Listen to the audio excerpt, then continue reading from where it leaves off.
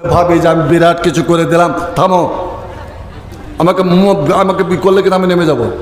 এমনি তো রাখিয়ে রেখেছ, ভালোই মেহমানের তা খাতির করেছ, সুন্দর এটা জি ভরা খাতির করেছ। তো ভাই পথের দিশা পথহারা পেয়ে যাবে পথের দিশা। কোরআন হলো হেদায়েতের আলো,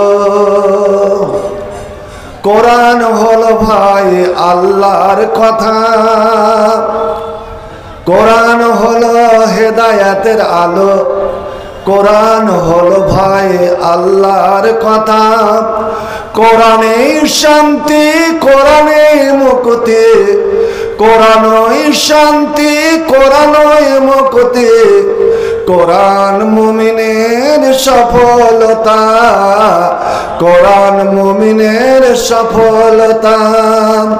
কোরআন হলো হেদায়েতের আলো, কোরআন হলো ভাই আল্লাহর কথা। কোরআনই শান্তি, কোরআনই মুক্তি, কোরআনই শান্তি, কোরআনই মুক্তি, কোরআন মুমিনের সফলতা। কোরআন পড়ি এসো, কোরআন শিখি, কোরআন পড়ি এসো, কোরআন শিখি, কোরআন মতে জীবন গড়ি। কোরআন পড়ি এসো, কোরআন শিখি, কোরআন মতে জীবন গড়ি। কোরআন হলো ভাই জান্নাতের ভাষা, আমরা ছড়াবো কোরআনের নূর, পথহারা পেয়ে যাবে পথের দিশা, পথহারা পেয়ে যাবে পথের দিশা। কোরআনের তেলাওয়াতে রাঙাবো বুক, কোরআনের তেলাওয়াতে রাঙাবো বুক, পেয়ে যাব মাবুদের ভালোবাসা, পেয়ে যাব মাবুদের ভালোবাসা। কোরআনই চেতনা, কোরআনই প্রেরণা, কোরআনই চেতনা, কোরআনই প্রেরণা, কোরআন আমাদের স্বপ্ন আশা। পেয়ে যাব মাবুদের ভালোবাসা, পেয়ে যাব মাবুদের ভালোবাসা। শ্রদ্ধেয় সভাপতি, ওলামায়ে কেরাম, মাশায়েখ এজাম, পাক মজলিসে সমাবেত মুসলিম সমাজ, সবার আনাচে কানাচে পর্দার আড়ালে বসে থাকা আমার মা ও বোনেরা, মহান আল্লাহ রাব্বুল আলামিনের লাখো কোটি শুকরিয়া, প্রশংসা, তারই কৃতজ্ঞতা যা আজ দীর্ঘ 1 বছর পরে আমরা এই মাদ্রাসা ফালাহুল মুসলিমিনের প্রাঙ্গণে বাৎসরিক জলসাকে কেন্দ্র করে আমরা উপস্থিত হতে পেরেছি। উদ্দেশ্য আমাদের যে আল্লাহ আল্লাহ রসুলের অমীয় বাণী শুনব, শুনে সেটাকে জীবনে বাস্তবায়িত করব, জীবনে রূপ দিব। কারণ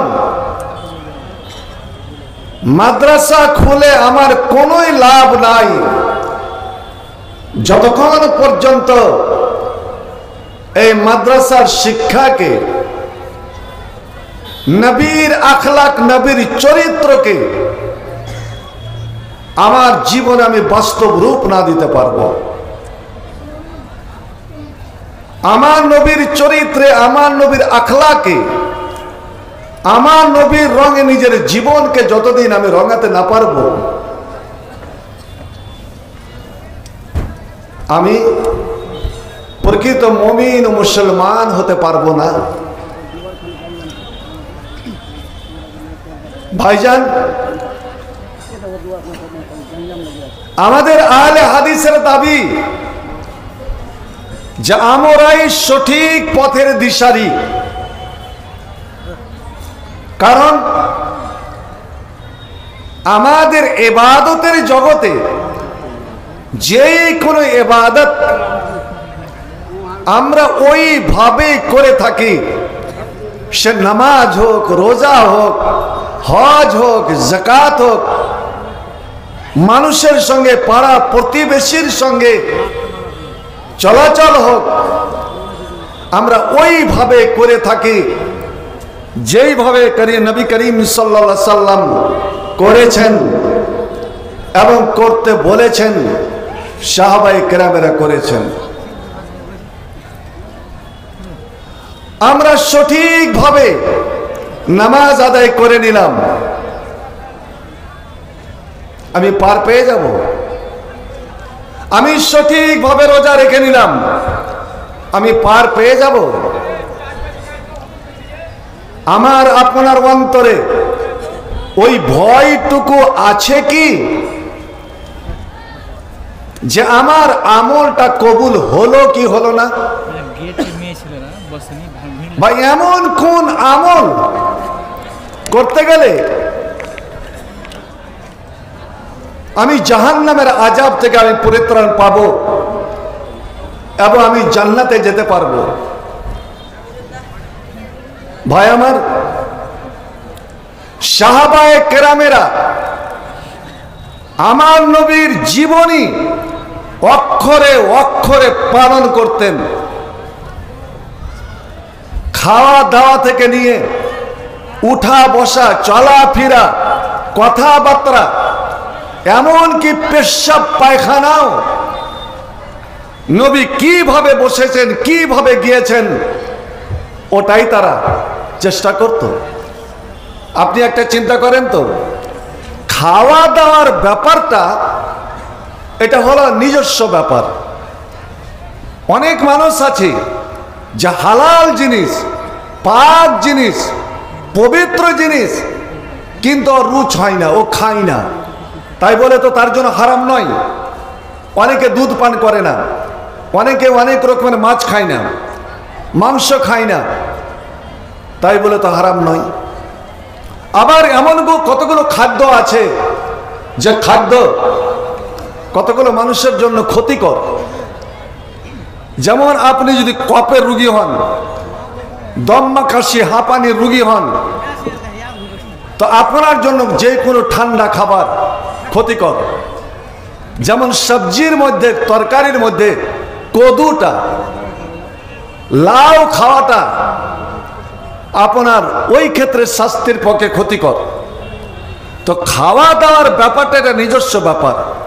হালাল খাদ্য আপনি কোনটা খাবেন, কোনটা খাবেন না, এটা আপনার ব্যাপার, আপনার রুচি। কিন্তু শুনুন, নবীকে তারা কতটা ফলো করতেন, যে নবী এটা করেছেন, নবী এটা ভালোবেসেছেন, আমিও ভালোবাসবো, যদিও আমার জন্য কিছুটা ক্ষতিকারক হয়। হযরতে আনাস, যিনি নবীর ছিলেন খাদেম, 10 বছর বয়সে ওনার মা উম্মে সুলাইম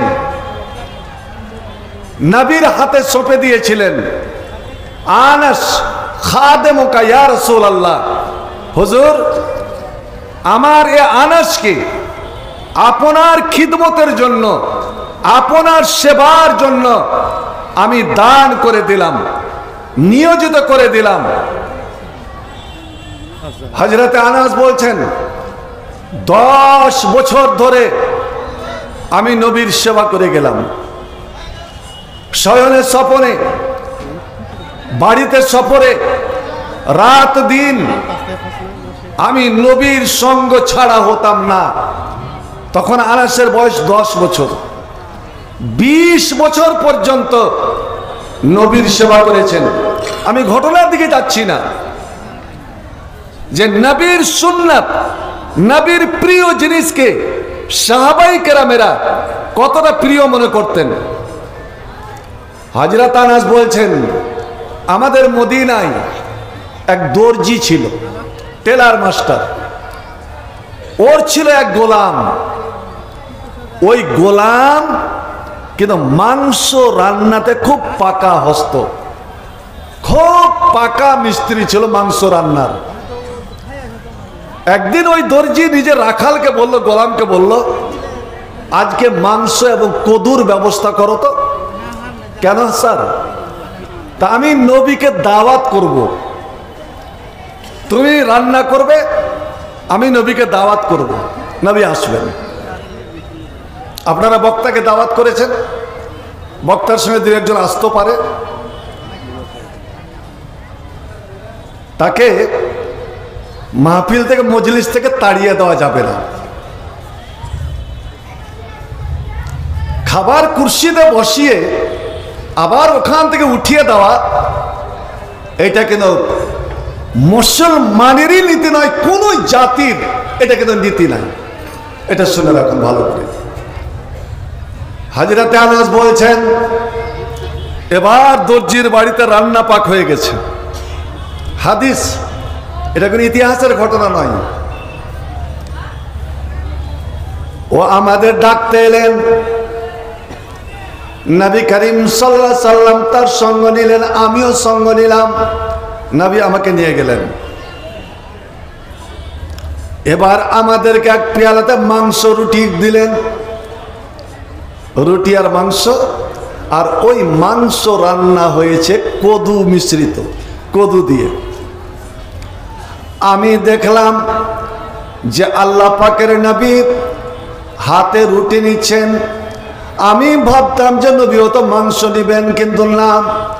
রায়তু রাসূলুল্লাহ সাল্লাল্লাহু আলাইহি ওয়াসাল্লাম ইয়াতাতাব্বাল দুব্বা, নবী প্লেটে কোন জায়গায় কদু আছে খুঁজে খুঁজে খুঁজে খুঁজে কদু গালাকে বেছে বেছে খাচ্ছেন।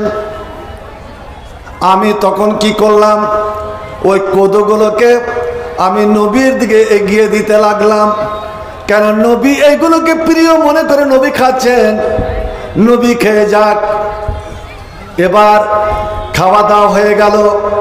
হযরতে আনাস বলছেন যে আনাস 120 বছর পর্যন্ত বেঁচে ছিলেন, 120 বছর বয়স পেয়েছিলেন। ওই আনাস বুড়ো বয়সে বৃদ্ধকালে তার ছেলেদের, তার পোতা পত্নীদের, নাতিদের বলছে, এ আমার পরিবার তোমরা শোনো, আমি ওই 10-15 বছরে আমার প্রিয় নবী জনাবে মুহাম্মদ রাসূলুল্লাহ সাল্লাল্লাহু আলাইহি সাল্লামকে ওই যে কদু খেতে দেখেছি, কদুকে ভালোবাসতে দেখেছি। মা আযাল ওয়াহিব্বুদ দুব্বা মুনযু রাআইতু রাসূলুল্লাহ সাল্লাল্লাহু আলাইহি সাল্লাম ইয়াকুলুদ দুব্বা। আমি যেই দিন থেকে আমার নবীকে কদু খেতে দেখেছি, কদু ভালোবাসতে দেখেছি, আমি সেই দিন থেকে নিয়ে আজ পর্যন্ত আমিও কদুকে ভালোবেসে যাই। কারণ নবী এটাকে ভালোবেসেছেন, আমিও ভালোবাসছি। ভাই আমার, সাহাবায়ে কেরামেরা নবীকে এতটা ভালোবেসে নবীর জন্য সব সময় জীবন দিতে প্রস্তুত।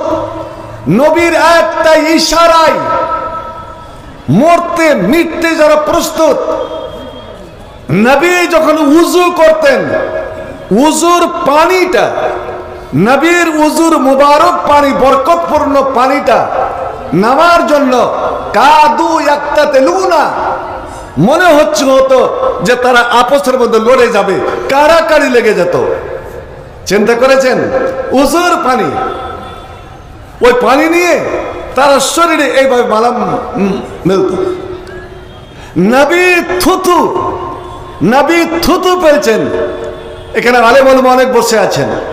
নবীর থুতু সাহাবায়ে কেরামদের মধ্যে কোনদিন মাটিতে পড়েনি, এতটাই প্রিয় ভালোবাসা।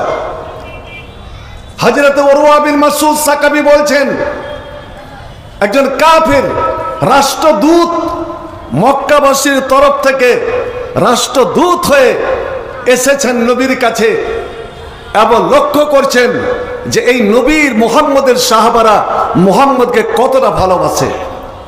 ও ফিরে গিয়ে বলছে, শোনো এ মক্কাবাসী, তোমরা এই মুহাম্মদের মোকাবেলা করতে পারবে না। যদিও ওরা মাত্র 1400-1500 লোক এসেছে, এই 1500 লোকের তোমরা মোকাবেলা করতে পারবে না সারা মক্কাবাসী একজোট হয়ে। কেন? তারা তাদের নেতাকে, তারা তাদের লিডারকে, মুহাম্মদকে এতটাই ভালোবাসে। আমি বড় বড় সম্রাটদের দরবারে গিয়েছি, আমি পারস্য সম্রাটের দরবারে গিয়েছি, আমি রোমান সম্রাটের দরবারে গিয়েছি, আমি নাজ্জাসের দরবারে গিয়েছি, আমি মিশরের মাকুকাসের দরবারে গিয়েছি, কিন্তু কোন দরবারিকে আমি দেখি নাই, কোন রাজর কোন দেশের আমি কোন মানুষকে দেখি নাই যে ওরা ওদের রাজাকে এতটা ভালোবাসে যতটা মুহাম্মদকে ভালোবাসে। মুহাম্মদের সঙ্গী সাথীরা, মুহাম্মদের লোকেরা যতটা ভালোবাসে। ওরে শুনো, মুহাম্মদ সাল্লাল্লাহু আলাইহি সাল্লাম যখন কথা বলেন ওরা একদম এমন ভাবে চুপ মেরে যায়, এমন ভাবে মাথা নিচে নিচে করে লা ইয়াকুদ্দুন নাজরা ইলাইহি, ওরা কেউ নবীর দিকে নজর উঠিয়ে তাকায় না, একদম কাঠের মতন চুপচাপ হয়ে থাকে, যেন মনে হচ্ছে তাদের মাথার উপরে একটা পাখি বসে আছে, যে পাখি বসে আছে লড়াচড়া করতে গেলে পাখিটা উড়ে যেতে পারে না, পাখিকে কষ্ট দেব না, ঠিকই ওইভাবে শক্তের খুঁটির মতন তারা বসে থাকে। শুনে রে মক্কাবাসী, আমি দেখলাম মুহাম্মদ যখন মায়া কোন খামাতান ওয়ালা বোসাকান, মুহাম্মদের মুখ দিয়ে যখন থুতু বের হচ্ছে, মুহাম্মাদের নাক দিয়ে যখন নেটে পোটা বের হচ্ছে, ইল্লা ওয়াকারা কাফেরা জুলে মিনহুম, আমি লক্ষ্য করলাম ওই নেটা পোটা ওই থুতু জমিনে নাক পড়ে মাটিতে না পড়ে কোনো না কোনো সাহাবার হাতে গিয়ে পড়ছে, ওরা চট করে হাতে লুফে নিচ্ছে। ওয়াতানাজাউনা ফিমা বাইনাহুম, ছোট্ট ছেলেরা যেমন কোন জিনিস কাড়াকাড়ি করে, আপনি আপনার এক ছেলেকে আইসক্রিম কিনে দিলেন, অন্য ছেলে যেমন ছো মেরে নিয়ে চলে যায়, কেউ কোনো জিনিস খাচ্ছে অন্য ছেলে যেমন ছো মেরে নিয়ে চলে যায়। আল্লাহ রে আল্লাহ, আমি অবাক হয়ে গেলাম, মুহাম্মদের নেতা, মুহাম্মদের পোটা, মুহাম্মদের মুখের থুতু যখন কোন সাহাবীর হাতে পড়ে গেল, ওই সাহাবীর হাত থেকে ছিনিয়ে নেওয়ার জন্য ওরা সব ঝাঁপিয়ে পড়লো। ইয়াতানাজাউনা ফিমা বাইনাহুম, ওরা আপসের মধ্যে কাড়াকাড়ি লাগিয়ে দেয়। বলো তো, এবং যখনই নবী ঈসা করেন, নবী যেমন কাউরি দিকে তাকালেন ওরা সঙ্গে সঙ্গে প্রস্তুত হয় না হয়, নবী কোনো কিছু বলবেন, নবী কোনো কিছু আদেশ করবেন, ওরে নবীর মুখ দিয়ে বের হবে সঙ্গে সঙ্গে যেন আমরা পালন করতে পারি নবীর হুকুম, আর আমাদের হুকুম বজায় হুকুম পালন করতে যেন কাল বিলম্ব না হয়। হ্যাঁ মৌলভী সাহেব করবো, হ্যাঁ মৌলভী সাহেব দান দিব না, এরকম নয়। নবী বলবেন আর আমি করব। হযরত মুআয বিন জাবাল নবীকে বলেছেন, এই 18 বছরে যেই ছেলেটা মুসলমান হয়, 28 বছর বয়সে যেই ছেলেটা মারা যায়, এর মাধ্যমে অনেক ইতিহাস রচিত হয়েছে। এমনকি এত বড় আলেম, কোরআনের আলেম ছিলেন যে স্বয়ং আল্লাহর নবী বলতেন, এ মদিনার লোকেরা, ওরে আমার সাহাবায়ে কেরামেরা, তোমরা যদি কোরআন শুদ্ধভাবে শিখতে চাও, ভালোভাবে কোরআন যদি শিখতে চাও, আমি যদিও কোরআনের শিক্ষক, আমি কোরআনের ওস্তাদ, আমি মুআল্লিমুল আলাম, সারা বিশ্ব জানের শিক্ষক, আমি শিক্ষক হয়ে তোমাদের বলছি, যদি কোরআন শিখতে চাও তবে আমার এই 4 জন সাহাবীর কাছে তোমরা গিয়ে শিখে নাও। এই 4 জনের কাছে, তার মধ্যে অন্যতম হলো হযরতে মুআয বিন জাবাল। এই মুআয বিন জাবালের কাছে গিয়ে কোরআন শিখো। ভাই আমার, আজ আমরা মাদ্রাসা তো খুলে দিয়েছি, এখানে আমার মাদানী সাহেব বসে আছেন, তা নিজে আমরা কয়জন কোরআন পড়তে জানি বা কোরআন শোনার জন্য কোনদিন একটা সময় বের করেছি? একটা কথা শুনে রাখুন, প্রত্যেকটি মুসলমান, প্রত্যেকটি নবীর উম্মত যারা নবীর উম্মত যারা, যে সে নর হোক, নারী হোক, ছেলে হোক, মেয়ে হোক, তার জন্য কোরআন পড়াটা, কোরআন তেলাওয়াত করাটা, কোরআন শিক্ষা অর্জন করাটা এক অপরিহার্য কর্তব্য, ফরজ। ফরজ, জি। কারণ যে বাড়ির লোকেরা কোরআন পড়ে না, কোরআন পড়া হয় না, ওই বাড়িকে মুসলমানের বাড়ি বলা হয়নি, ওই বাড়িকে জীবিত মানুষের বাড়ি বলা হয়নি, ওই বাড়িটাকে কবরস্থান, শ্মশান বলা হয়েছে, শয়তানের ঘাঁটি বলা হয়েছে, পশু পাখির বসবাস করার জায়গা বলা হয়েছে। ফাওয়াক্কাল বাইতুল খারিব। আল্লাহর নবী নিজে তার ছাত্রদের কাছে কোরআন পড়ে শোনাতেন।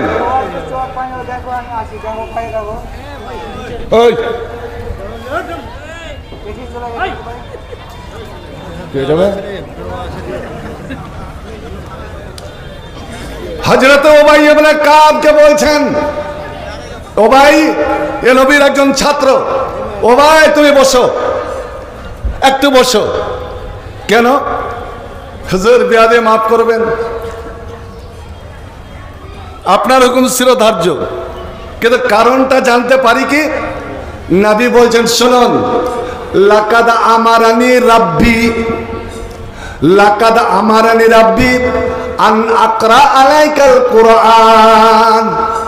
আমার রব, আমার আল্লাহ আমাকে ইমামুল আম্বিয়া, ইমামুল মুরসালিন, ইমাম রাব্বিল আলামিন আমাকে আদেশ করেছেন, এ মুহাম্মদ, ইনি আমার হাবিব, তুমি তোমার ছাত্র উবাই ইবনে কাবকে একবার তুই কোরআন পড়ে শোনাও।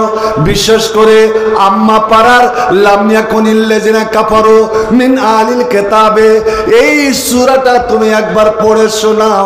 যখন আমার আল্লাহ আমাকে হুকুম করেছেন, আমি ভাগ্যক্রমে তোমাকে পেয়ে গিয়েছি। ও ভাই তুমি বসো, তুমি কিছুক্ষণের জন্য আমার ওস্তাদ হয়ে যাও, আমি তোমার ছাত্র হয়ে গেলাম। আল্লাহ রে আল্লাহ, আমি তোমাকে কোরআন পড়ে শোনাবো। এই কথাটা যদি বেদাতিরা শুনে লাই, তা আমার পিছনে মোগলিয়া ছুটবে যে মোহাম্মদ হবে ছাত্র আর একজন ছাত্র হবে তার শিক্ষক। ভাইজান, আল্লাহ নবী অনেক জিনিস অনেকের কাছে শিখেছেন, নিজের বিবির কাছে পর্যন্ত শিখেছেন। কি লিবেন? তখন হযরত উবাই বলছেন, আসাম্মানি আল্লাহ ইয়া রাসূলুল্লাহ, ইয়া হাবিবাল্লাহ, আল্লাহ কি সত্যি আমার নাম নিয়েছেন? আল্লাহ কি আমার নাম নিয়ে আপনাকে আদেশ করেছেন যে আপনি উবাই ইবনে কাবকে কোরআন পড়ে শোনান? এবার নবী বলছেন, নাম কাদ সাম্মাকাল্লাহ। এরে উবাই, তুমি এত বড় ভাগ্যবান, তুমি এতই বড় সম্মানী, আল্লাহর এতই প্রিয় ভালোবাসা একমাত্র কোরআনের আলেম হওয়ার কারণে, আলেম বা আমার হওয়ার কারণে। এই কোরআন এমন একটা জিনিস রে, ইন্নাল্লাহ ইয়ারফা বিহাজাল কিতাবি আকওয়ামা ওয়া ইয়াদু বিআখারিন। এই কোরআনের মাধ্যমে, কোরআনের দ্বারা আল্লাহ কতগুলো মানুষকে উন্নতির চরম শিখরে ও চরম শিখরে পৌঁছে দেয়। আর কোরআনকে যারা ত্যাগ করে দেয়, কোরআনকে যারা ছেড়ে বসে, কোরআনকে যারা ভুলে বসে, আল্লাহ রাব্বুল আলামিন ওদের ধ্বংসের অতলে তলিয়ে দেয়। আল্লাহ তোমার নাম নিয়েছেন, এতে কি সন্দেহ আছে? হযরত উবাই নবীর কথাতে সন্দেহ করেননি, উনি ইয়াকিন করে জানতে চাইছেন সত্যি কি আল্লাহ আমার নাম নিয়েছেন। বাইরে যেমন নবী বলেছেন তোমার নাম নিয়েছে, হযরত উবাই ইবনে কাব ঝরনানে কাঁদতে আরম্ভ করেছেন, কান্না শুরু করে দিয়েছেন। কিসের জন্য কান্না? এই জন্য কান্না যে আজ কোরআনের জন্য নামারই সম্মান যে আল্লাহ রাব্বুল আলামিন আরশে তার সমস্ত ফেরেশতাদের সামনে আমার নাম নিয়েছেন একমাত্র এই কোরআনের জন্যই। আর যদি আমার কোরআনের বারখেলাপ, কোরআনের উল্টা যদি আমার কাম হয়ে যায়, আর কোরআনকে যদি ছেড়ে বসে, কোরআনকে যদি ভুলে বসি, আর কোরআন ছেড়ে দিয়ে যদি ঘুমিয়ে থাকে, আল্লাহর আল্লাহ যে যত সম্মানী হবে ওর দ্বারা যদি সামান্য ভুল হয়ে যায়, আল্লাহ তার উপরে তত রাগান্বিত হবে, তাকে অত তলে তলিয়ে দেবে। তাই হযরত উবাই ইবনে কাব কাঁদতে লাগলেন। আমার বড় উদ্দেশ্য বন্ধু, মুআয বিন জাবালের কথা নবী বলেছিলেন, তোমরা যদি কোরআন শেখো তো মুআয বিন জাবালের কাছে যাও, কোরআন শিখে নাও।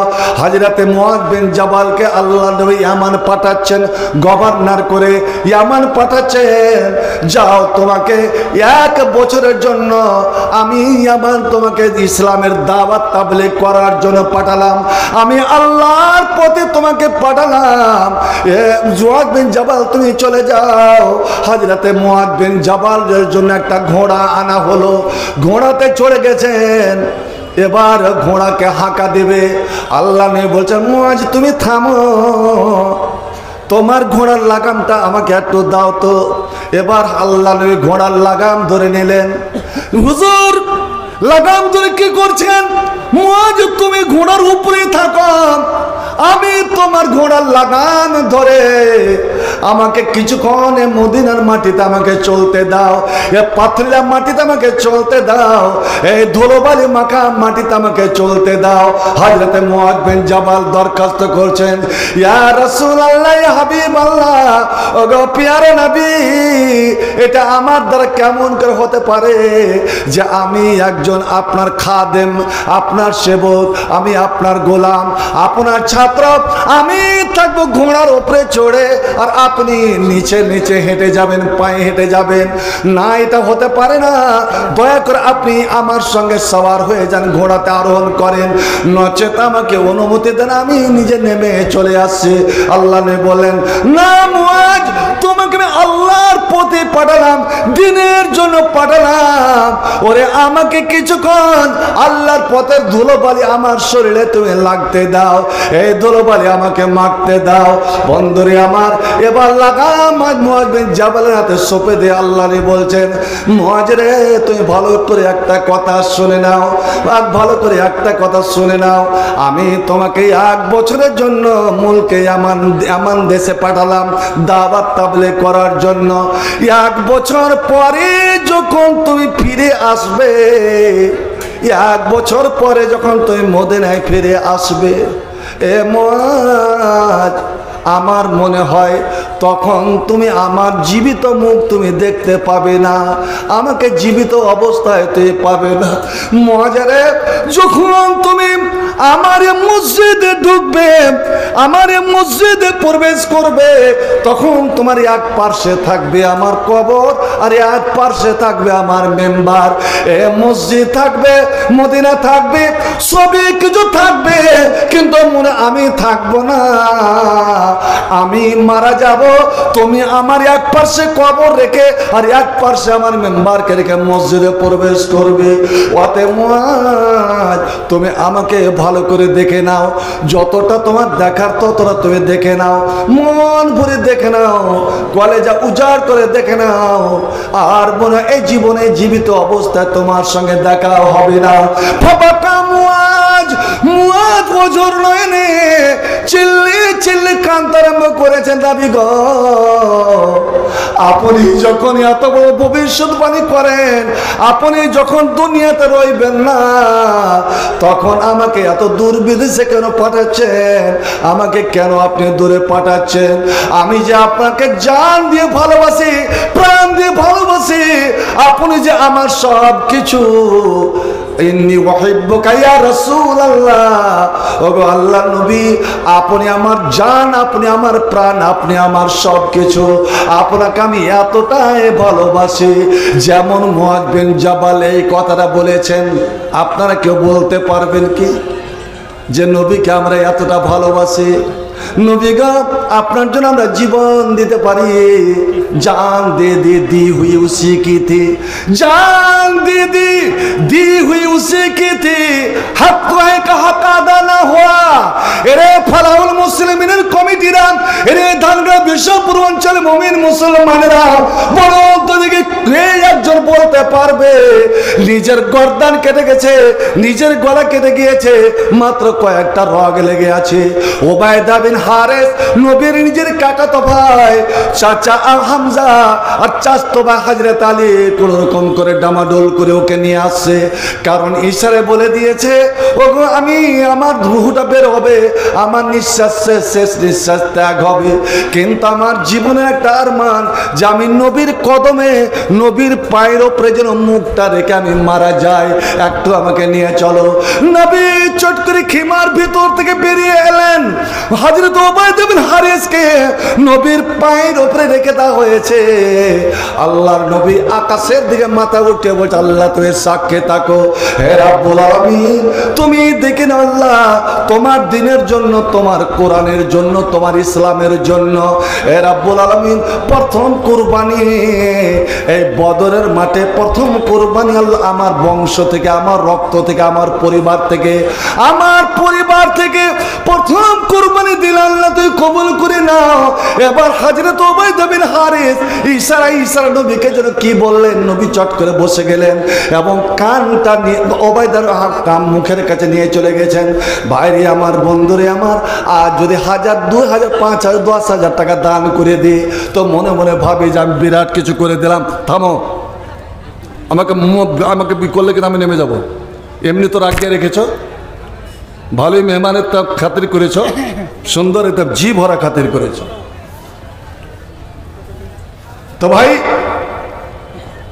ওবায়দা বিন হারিস তার মুখের কাছে নবী কানটা নিয়ে গেলেন, ফিস ফিস করে, মানে হুলকমে দম চলে এসেছে, মুহূর্তের মধ্যে রূহ বেরিয়ে যাবে।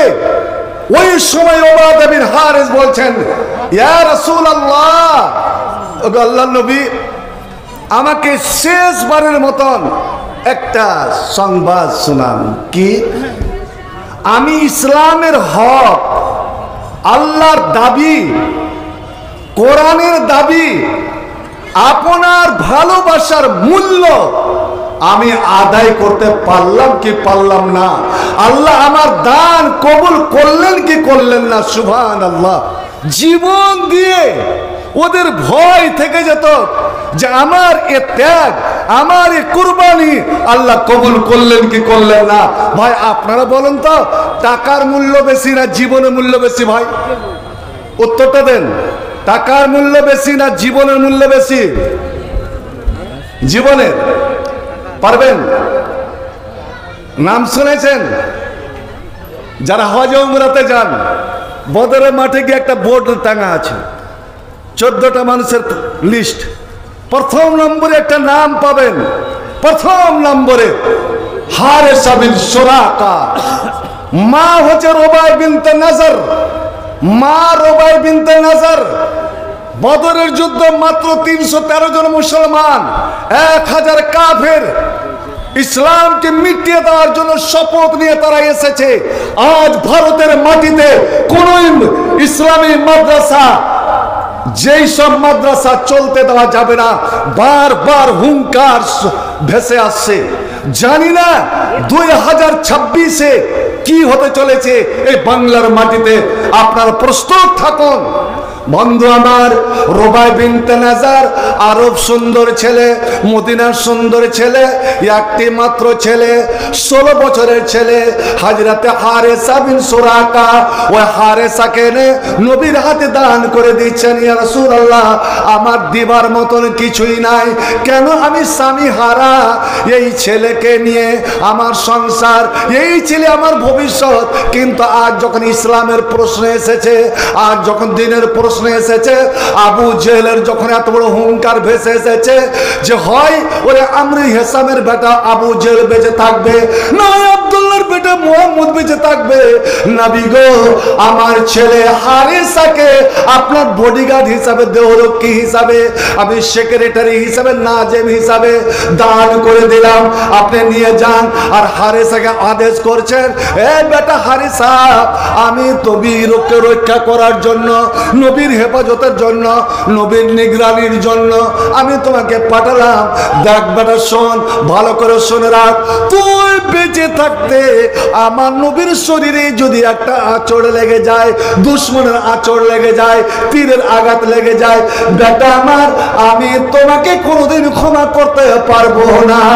এর মুসলমান, এত হাজার হাজার মুসলমান থাকা সত্ত্বে, একটু অঞ্চলে 12টা 13টা গ্রাম থাকা সত্ত্বে যদি এই মাদ্রাসার কোনো ক্ষতি হয়ে যায়, শুনে রাখুন, আল্লাহর দরবারে জবাব দেবার জন্য প্রস্তুত থাকেন।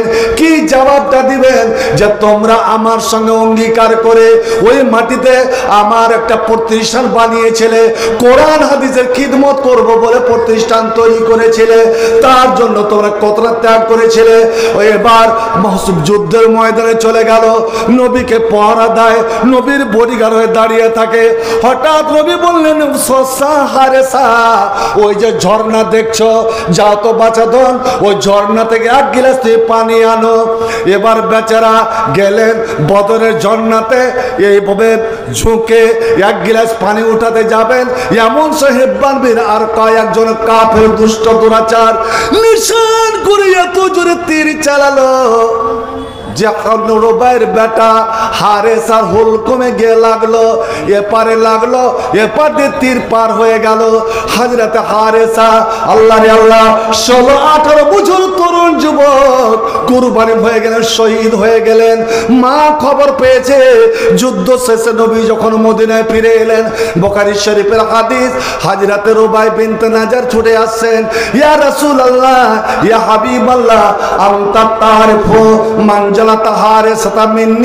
আপনি তো জানেন যে আমার বেটা হারেসা আমার নিকটে কত মূল্যবান, ও ছিল আমার জান, ও ছিল আমার সব কিছু। নবী গো, আমি দ্বীপে দিয়েছিলাম ইসলামের সেবা করার জন্য, সে শহীদ হয়ে গিয়েছে, কুরবানি হয়ে গিয়েছে। আমি মা আপনাকে একটা কথা জিজ্ঞেস করতে এসেছি, দয়া করে বলুন তো, আমার বেটা এখন কোথায়, আমার ছেলে এখন কোথায়, আমার ছেলে জান্নাত পেয়েছে কি না, আমার ছেলের কুরবানি যদি আল্লাহ কবুল করে থাকেন, আল্লাহ যদি আমার ছেলেকে জান্নাত দান করে থাকেন, আসবেরো, আমি সবর করে নিব, ধৈর্য ধারণ করে নিব, আমি একবার কান্না করব না, বরঞ্চ আমি আনন্দিত হব, আমি খুশি হব, আমি আল্লাহর শুকরিয়া আদায় করব। ওই রব্বুল আলামিন, আমি কত বড় ধন্য মা, আমি কত খুশনসিব মা যে আমি কোখে এমনই ছেলে আমি জন্ম দিয়েছিলাম যে মা রয়ে গেল দুনিয়াতে, আর মার আগে আমার ছেলে চলে গিয়েছে জান্নাতে। আমি কিয়ামতের দিন আল্লাহ দরবারে শহীদের মা বলে আমি দাবিদার হয়ে দাঁড়াবো। আর যদি আমার ছেলের কুরবানি যদি কবুল না হয়, আমার ছেলে যদি জান্নাত না পেয়ে থাকে, ইয়া রাসূলুল্লাহ, আপনি দেখবেন আমি গোটা মদিনার মেয়ে ছেলেকে জমায়েত করে এমনই কান্না কানবো, এমনই আফসোসের কান্না কাঁদবো, এমনই দুঃখ করবো যে আল্লাহ রে, আমার একুলো গেল ওকুলো গেল, কেমন ছেলে আমি লালন পালন করেছিলাম, যে ছেলে জান্নাত দিতে পারলো না, দিনের জন্য কুরবান হয়েও আমি একটা রেকর্ড করে দেব। আল্লাহ নে মুচকি মেরে হেসে বলছেন, এ পাগলি মা, এরে পাগলি মা রে, তুই কি মনে করেছিস যে আল্লাহর এখানে একটাই জান্নাত? তুই কি মনে করিস আল্লাহর এখানে একটাই জান্নাত?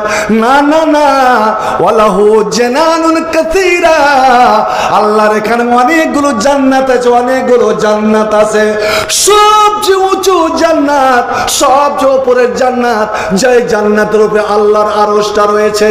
শুনতে শুন, যারা আল্লাহর পথে শহীদ হয়ে যায়, আল্লাহর পথে শহীদ হয়, আল্লাহর পথে নিজেকে কোরবান করে দেয়, ওরে ওর দেহটা যখন মাটিতে পড়ে, মাটিতে পড়ার আগে ওর রূহটা বের হয়ে আল্লাহ রাব্বুল আলামিন একটা সবুজ পাখির আকার দিয়ে দেয়, ওই পাখি উড়ে জান্নাত চলে যায়। আল্লাহ জান্নাত দেখায়, জান্নাতে গিয়ে আশ্রয় নেয়, জান্নাতের ডালে বসে, জান্নাতের গাছে বসে, তাকুলু মিন আসমারিহা, জান্নাতের ফল খায়, জান্নাতের ফুলে ফুলে বাড়ায়, ওরে জান্নাতের পানি পান করে। আবার আল্লাহ রাব্বুল আলামিন তাদেরকে ডাক দিয়ে বলে, আয় রে আয়, আমার আরশের দিকে তাকা। এবার আল্লাহর আরশের নিচে লাহু কানাদুল মুআল্লাকাতুন তাতাল আরশে, আল্লাহর আরশের নিচে ওরে হীরামণি মুক্তার অনেকগুলো পিঞ্জিরা রয়েছে। আল্লাহ আল্লাহ, কোন নবী রসুল আল্লাহকে দেখতে পায়নি, এই জীবনে দেখতে পায়নি। না মুসা দেখেছেন, না ঈসা দেখেছেন, না ইব্রাহিম দেখেছেন, এমনকি আমার নবীও আল্লাহর রুয়াত আল্লাহ দিদার পায়নি। কিন্তু যারা দিনের পথে শহীদ হয়, আল্লাহর দিনের জন্য যারা শহীদ হয়, তাদের কত বড় সম্মান। বিশেষ করে নবী ওদের ৭৭ জন শহীদের সম্বন্ধে বলেছিলেন, ওই ৭৭টা পাখি যখন আল্লাহর আরশের নিচে গিয়ে আশ্রয় নিল, আল্লাহ রাব্বুল আলামিন এইভাবে মাথা নিচু করে তাদের দিকে তাকালেন আর তাকে বলছেন, তোমরা আর কি চাও কি চাও না, তোমাদের মনের কোনো আরমান আছে কি নাই?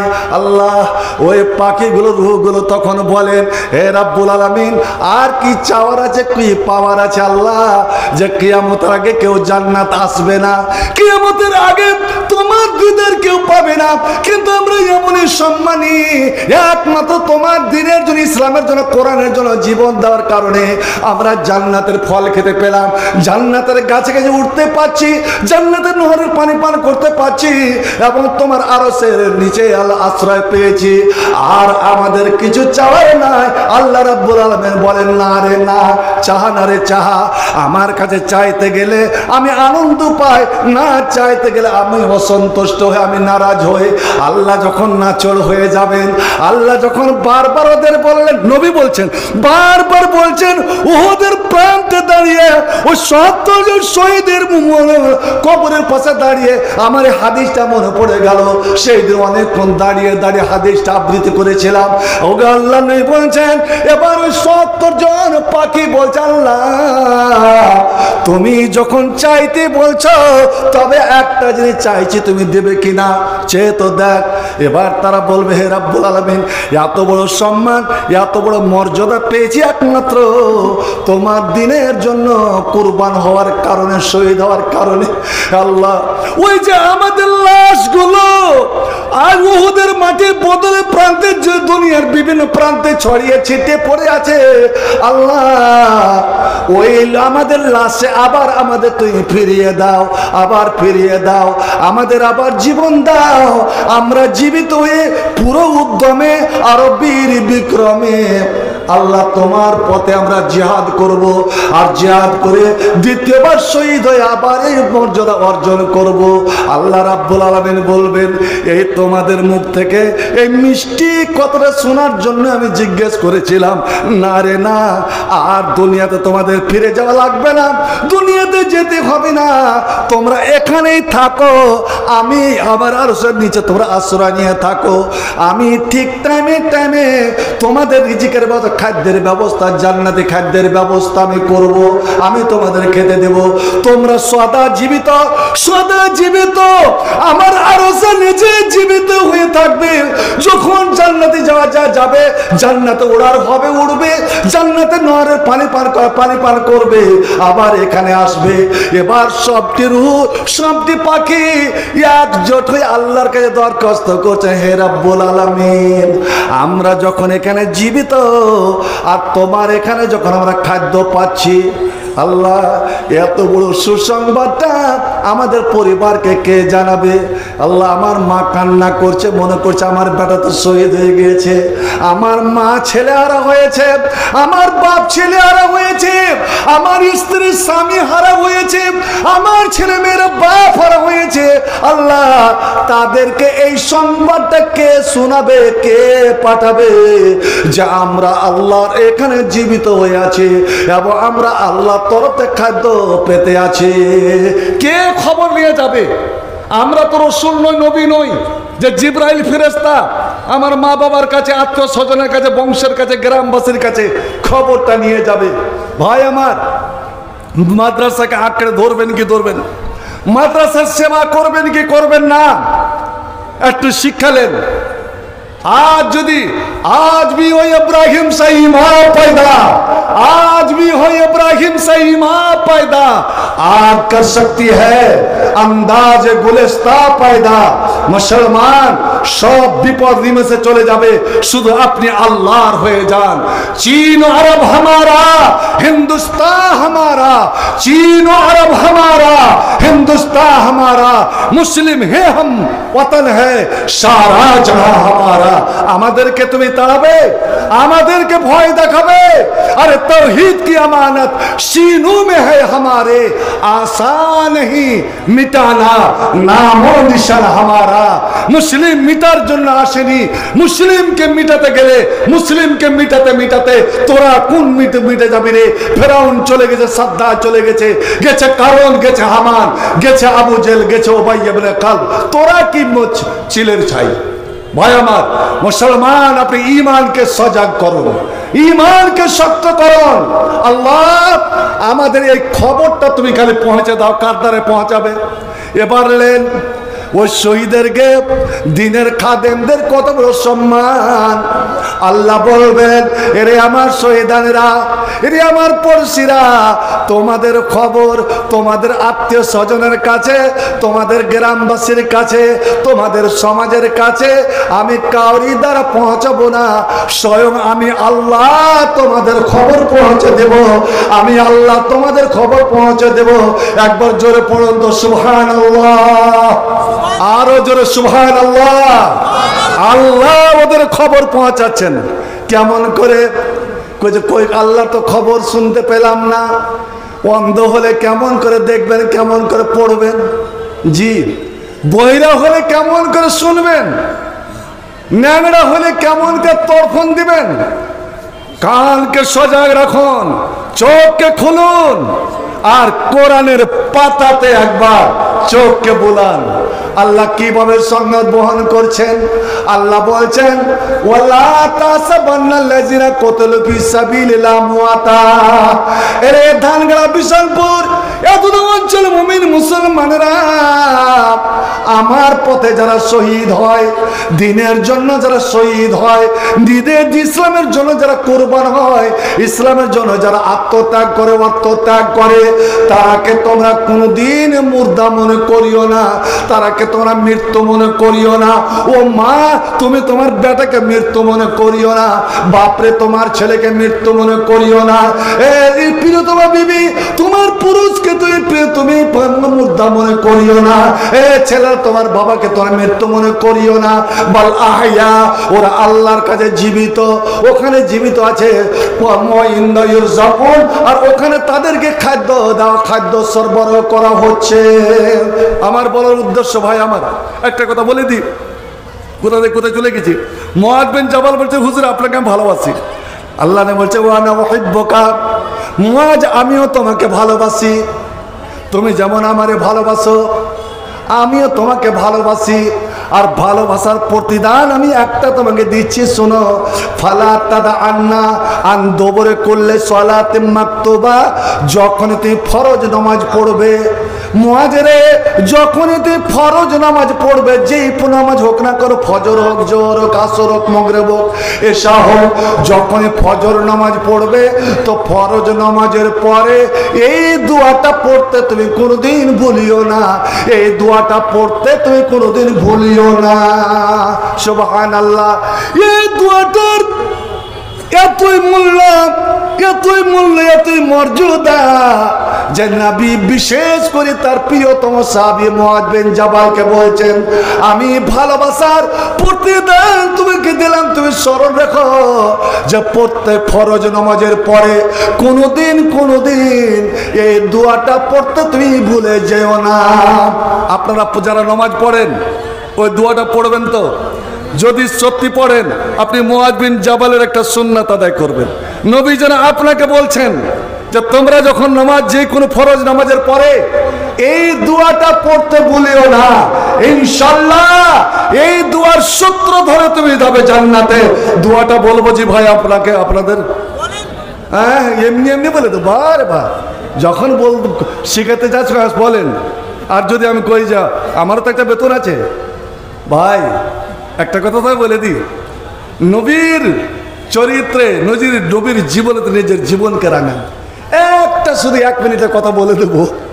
নবী যখন গাড়ি হীরা থেকে, এদের হাজিরা দেখেছে, গাড়ি হীরা থেকে 4.5 কিলোমিটার, নবীর বাড়ি থেকে 4.5 কিলোমিটার আপনার দক্ষিণ পূর্বে অবস্থিত। ওখান থেকে যখন দৌড় দিলেন, ঠিক ফজরের একটু লালি অন্ধকার হয়ে আছে, জিবরিলকে দেখে নবী হয়ে ভয় পেয়ে গিয়ে দৌড়ালেন 4.5 কিলোমিটার দৌড়িয়ে একদম নিজের বাড়িতে এসে ঢুকছেন। জাম্মেলুনি জাম্মেলুনি, চাদর চাপা দাও। হযরতে খাদিজা সব সময়, স্বামী যে বাইরে, সব সময় তিনি জেগে থাকতেন, সব সময় জেগে থাকতেন। দৌড়ে চাদর নিয়ে নবীর কাছে যাচ্ছেন হযরতে খাদিজা, চাদর চাপা দিচ্ছেন, নবী বিছানায় শুয়ে পড়ছেন, নবী থরথর করে কাঁপছে। হযরতে খাদিজা এইভাবে চাদর সহ নবীকে চেপে ধরলেন। আল্লাহ নবী বলছেন, ইয়া খাদিজা ইন্নী খাশিতু আলা নাফসি, খাদিজা রে আমার জন্য ভয় মনে হচ্ছে, আমার জীবনের ভয় মনে হচ্ছে, কে যেন কোনো শত্রু আমার পিছনে পড়েছে। কেন গো, এই কথা কেন বলেন? খাদিজা রে তোমাকে বলিনি, তুমি মেয়ে ছেলে মানুষ, তুমি অনেক কিছু মনে করবে। আর 6 মাস ধরে যখন আমি গাড়ে ওই হীরা পাহাড়ে জাবালে নূরে ঘোরাফেরা করি, দুপুরের সময় পিছন থেকে কে যেন আমার নাম ধরে ডাকে, ডান দিক থেকে ডাকে, বাম দিক থেকে ডাকে, এত মিষ্টি আওয়াজ, এত সুরিলি কণ্ঠ, যখন ফিরে তাকে কিছুই দেখতে পাই না। পাহাড় বন জঙ্গল, কেউ যদি আপনার নাম ধরে ডাকে আর আপনি এইভাবে তাকে দেখতে না পান তো ভয় পাবেন কি পাবেন না? খাদিজা 6 মাস ধরে যে সুরটা, যেই গলার কণ্ঠটা আমি শুনে এসেছি, আজ পাপার হীরাপাত জাবালে নূরের হীরা গর্তে আমার সামনে এসে হাজির। আল্লাহ রে আল্লাহ, কি তার নুরানি চেহারা, কি তার রূপ, কি তার রেখা, কি তার সৌন্দর্যতা। আর আমাকে সামনে করে বলছে, ইকরা ইয়া মোহাম্মদ, মোহাম্মদ তুমি পড়ো। আমি তখন বললাম আমি পড়া জানি না, মানা বেকারে, আমি পড়তে পারবো না। এ খাদিজা আমাকে বুকে এমন জোরে চেপে ধরেছে, এত জোরে চেপে ধরেছে, একবার, দুইবার, তিনবার, আমার সারা শরীরে ঘাম ছুটে গেল। এবার ছেড়ে দিয়ে আমাকে এই 5টা আয়াত পড়ে শোনাচ্ছেন খাদিজাকে। এই 5টা আমাকে আয়াত শেখালেন।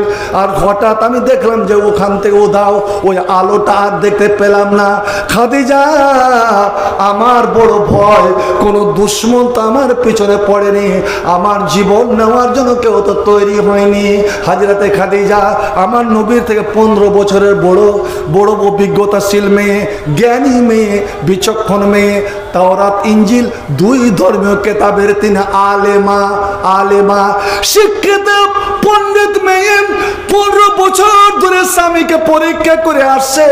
হযরতে খাদিজা এক বাক্যে উত্তর দিচ্ছেন, কাল্লা লা ইউযিকাল্লাহু আবাদা, কাল্লা ওয়াল্লাহি লা ইউযিকাল্লাহু আবাদা।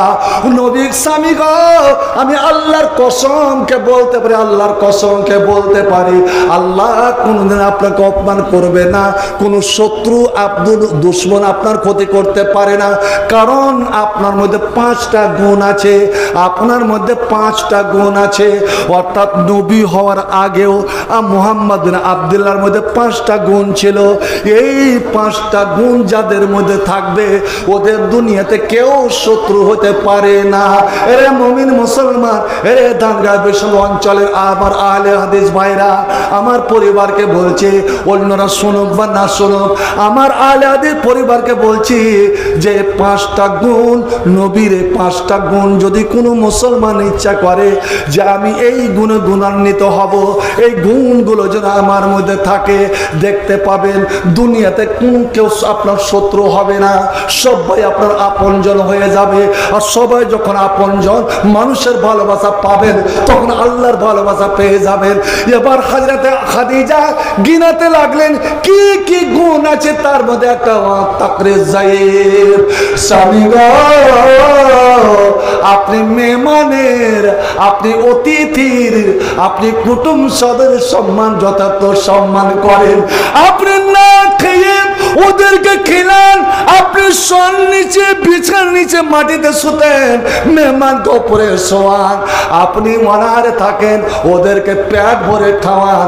এই মেহমানটা কোন গোষ্ঠীর, কোন দলের, কোন জাতের, আপনি এটা বাদ বিচার করেন না। অতএব যে লোকটার মধ্যে মেহমান নওয়াজি, কুটুম অতিথি পরায়ণতা, ওর শত্রু কে হতে পারে? ভাই আমার, নবীর জীবনী, নবীর আখলাক নিয়ে যদি আলোচনা করা যায় তাহলে তো সব বক্তার প্রোগ্রামই শেষ হয়ে যাবার উদ্দেশ্য সফলই হয়ে যাবে।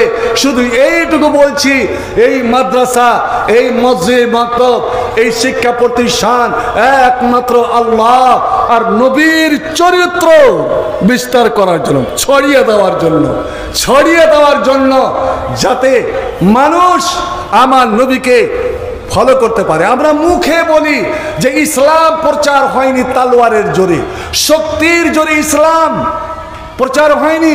ইসলাম প্রচার হয়েছে আমার নবীর ব্যবহারে, আমার নবীর চরিত্রে। তিনি যে একজন রহমতের প্রতীক ছিলেন, তিনি যে অতিথি পরায়ণতা ছিলেন, মানুষের ভালোবাসা ছিলেন, মানুষকে আপন করে নিতে জানতেন, এটাই তার ভালোবাসা। কোন মানুষ সারা জীবন গাল খেয়ে গেলেন, কোনোদিন গাল দিলেন না, মার খেয়ে গেলেন, মার দিলেন না। আজকে একজন আমাকে ফোন করে বলছে, মাওলানা অমুক মুফতি আমার এখানে এসেছিল, নাম বলে দিচ্ছে, ওদের একটা মুফতি আছে, মুফতি জাহাঙ্গীর, যার কাজই হলো যখন উঠে গেল মাইকে মুখ, তখন আহলে হাদিস, আহলে খবিস, এটা ওটা, আর যত আহলে হাদিসের বড় বড় আলেম, ওদেরকে গাল দেওয়া। আমি বলছি, মুচকি হেসে বললাম, ঠিক করেছে। জানেন, সেবাবুল মুসলিমে ফুসুক, মুসলমানকে গাল দেওয়া আর একজন আলেমের দ্বীনকে গাল দেওয়া মানে নিজেকে ইসলাম থেকে বাহির করে দেওয়া। আর আপনি যদি সবুর করলেন তো আপনার গুনাহগুলো তার উপরে চাপানো যাবে। কারণ নবীরা গাল খেয়েছেন, গাল দেয়নি। নবীরা মার খেয়েছেন, মার দেয়নি। গালের প্রতিশোধ গাল দিয়ে দিতে হবে না। আসুন তো ভাই আমার, এবার আপনার মাদ্রাসার যা উদ্দেশ্য, দেখি আপনার দ্বারা কতটা কুরবানি, কতটা ত্যাগ শিকার হয়। ওরা জীবন দিয়ে আশঙ্কা দূর হয়নি যে কবুল হলো কি হলো না। আর আপনি জীবনের পরিবর্তে অর্থ দিয়ে দেখি কতটা আপনি আনন্দ পান, কতটা আপনি খুশি হন। আমাদের ইমরুল কায়েস 20,000 দিয়েছে, কিন্তু আমরা মানবো না এটা। ওনাকে একটু দেখেন।